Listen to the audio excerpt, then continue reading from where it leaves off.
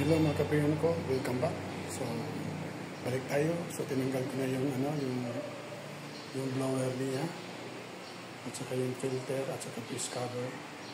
So, ayan mga kapiyon ko. Tinanggal ko na, sunod. So, bukas na yun natin ng unit. So, makikita natin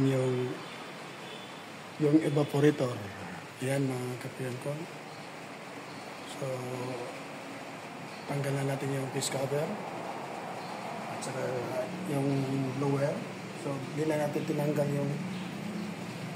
yung blower fan motor. So, depende yan sa diskarte. So, importante lang na malinisan yun talaga yung evaporator, yun ang pinaka-importante. So, problema lang nito, so nagreklamo sila na lumabas yung tubig sa flooring. So, ang nangyari, nakita ko na barado yung drainage niya.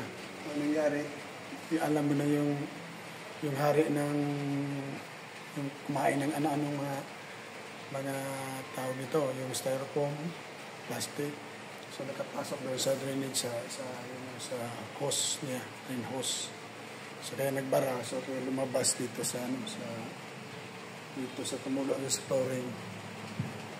So, yun ang nangyari, barado. Kaya meron natin yung DEGE, naga. So, anong pagutom, anong makakain nila, kahit wire, kakainin, styrofoam, plastic. So, yan ang problema, reklamo nila. Barado, so lumabas yung tubig sa flooring. So, linisin natin. So, ako nag-isa lang ako mga kapriyon ko. So, kaya naman, pero dandahan lang. So, diskarte na lang. Importante malinisan yung ating evaporator. So, yan ang mga kapriyon ko. So, umaguhan dyan, so tang isipin nyo yun na paano diskartein. Dandahan lang sa pagtanggal. So, tanggalin yung tawag nito na air swing. Kahit hindi nyo tanggalin, tabi lang o punasan nyo lang, pwede naman yung punasan. Pag ikaw may isa, diskarte na lang. Kasi kung nag-isa ka, kung wala kang kasama, so magkakonsume ng ilang oras, di ba? So, pwede mo punasan yung piece cover. So, importante, ang pinaka-importante yung blower at saka yung evaporator natin, malinisan natin mga kapiyon ko. So, yan.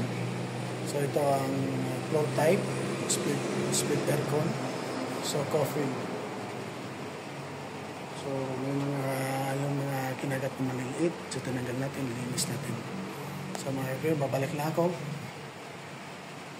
Pagkatapos natin linisin. Maraming salamat, mga kapiyon ko.